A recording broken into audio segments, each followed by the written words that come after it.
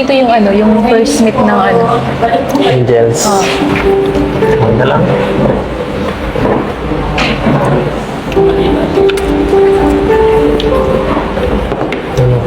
First time natin dito na. Ganda dito. Perfect sa date. Diba? Ano? Mag-order muna tayo bago ito pag-usapan, ganyan. Ano. Seryoso ko kanina eh. Hindi ko maintindihan kung ano napasok sa utak mo. Nag-iisip mo ako eh. Masyado mo ako pinag-iisip na kung anong bagay. Sakit na nga ng ulo ko eh.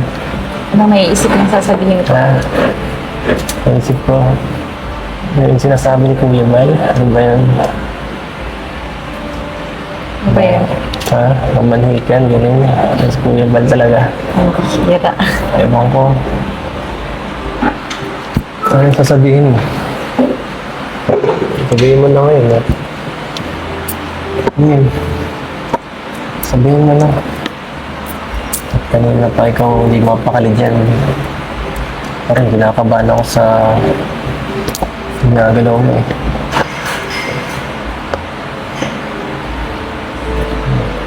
Tagal na rin natin, no?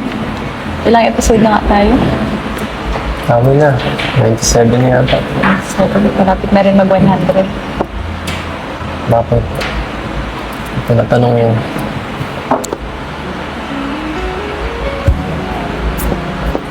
Di man mahalaga kung ilang episode na yun. Ang mahalaga, magandang alaalang nagagawa.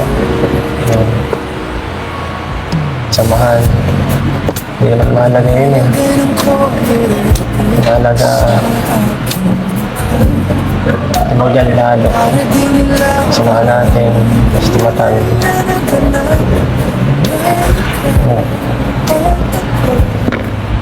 Ito lang.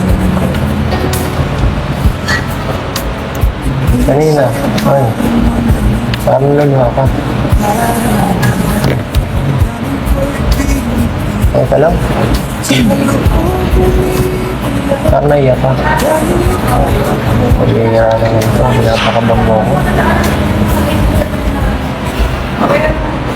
Ano ba yan? Ano kasi, hindi ko alam kung paano ko sasabihin kay Kuya. Ano? Gusto ko maghingi sa'yo ng ano, advice. Tungkol sa ano? Gusto kong ano, makausap mo na ikaw. Tungkol saan? Shopping.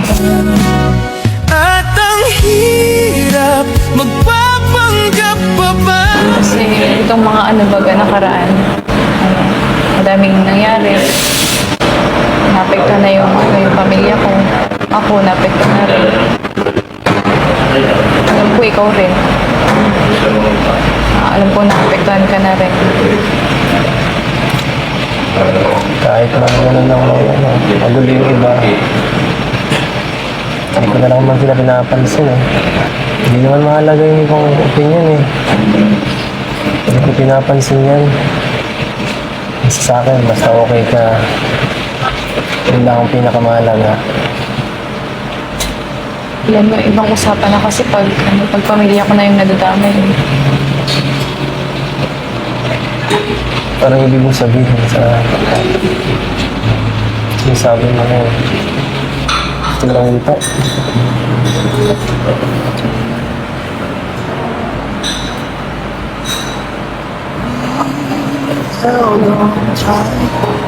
Parang ano, gusto ko nang ipatigil. Hindi pa rin malinaw ang isang Ayaw mo nang lumaban. Lumaban ka naman. Ako hindi ako maano eh.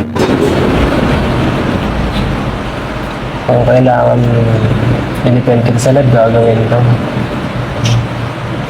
Basta ba't kung yan ang nararamdaman mo, dapat nagsabi ka sa akin.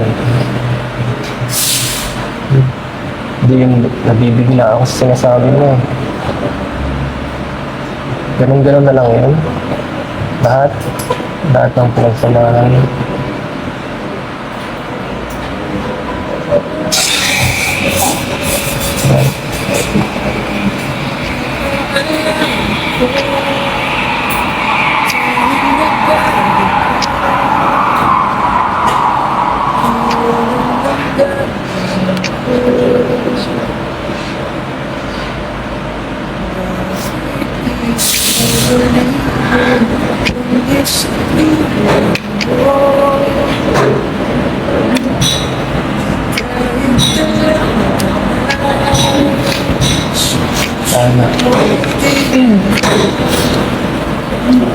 Wala na kasi kung ano eh, ibang maisip na paraan.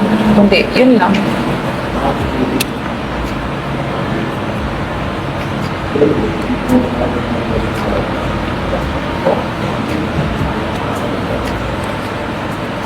Pwede mo bang bilhin ang isip mo? Ewan.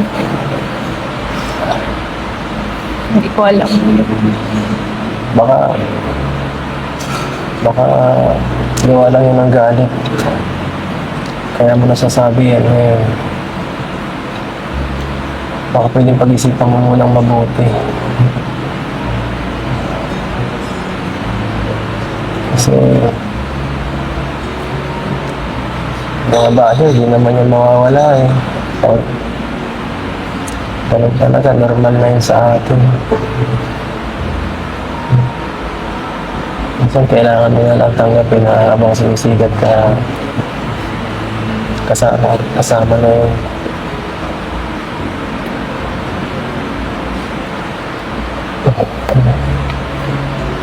Kala ko ba, tutag ka. Kala ko hanggang dulo. Pipilit ko na maging matatag yun. Ayan o, So, nagbago.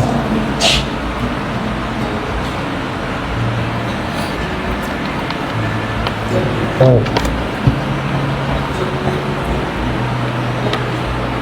Kala ko ba walang iwanan? Ayan.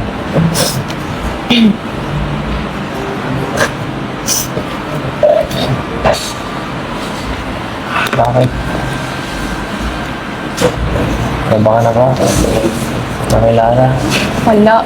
Parang baliw. Ba't mo ako iiwan? Oh, nakatatak sa puso ko. Padala ko kahit saan tutungo. Tanging ikaw, palagi ang nasa puso ko. Alam mo, naiintindihan ko naman eh, na mahirap talaga pagka ikaw nasa kondisyon ka mo, sitwasyon mo na bata ka pa at medyo hindi mo pa kayang bigurin lahat ng mga bagay na naririnig mo. Pero sana isipin mo rin na hindi lang ito para sa atin, kundi para dito sa mga kapatid mo, sa mga magulang mo, sa'yo. Para matulungan sila, diba? At sana maging pakatatag ka pa. At sana huwag kang padalas-dalas sa mga sinasabi mo ngayon kasi ayoko mawala ka eh. At yun talaga. Sana hindi totoo ito na narinig ko. Pero kung decision mo naman talaga eh hindi pa buo, hindi ka na lang kita ng isang kondisyon.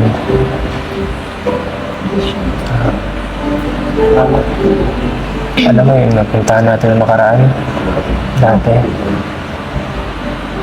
hintayin kita doon. Kung sakaling pumunta ka, isipin ko ang bagong isip mo.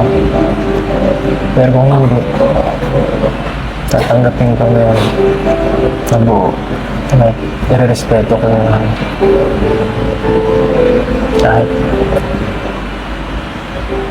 kahit labag sa akin.